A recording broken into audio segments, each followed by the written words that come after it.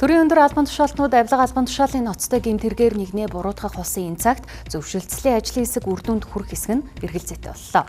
Эрх баригчдын улс төрийн маргаан нь нэг нэгэндээ туньсан, гоморхсон асуудал бус эрүүгийн ноцтой хэрэг болж хувирсан ийм үед талууд байр сууриасаа ухрах нь эсвэргээрээ улс төрийн намуудад итгэх итгэлийг сулруулах эрсдэлтэй.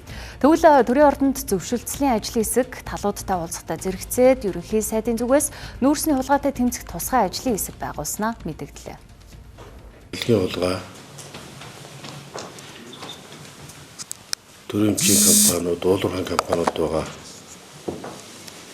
зөрчил дутагдлыг арилгаж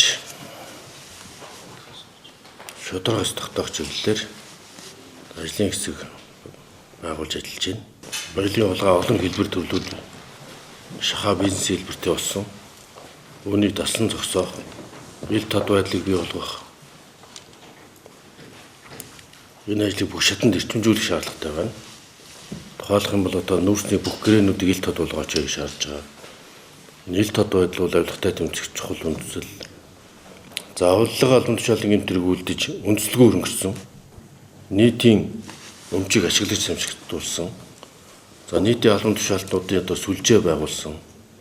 Томилгоо хийж одоо тийм талын нутаг усны шинж нартай бүлэглэл үүсгэсэн.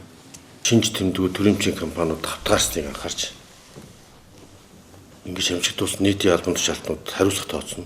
Төрөмчийн компаниудын албан тушаалтнууд үнэлгээ гаргах ёстой. Харилцаа хамгааллын төдөх ёстой.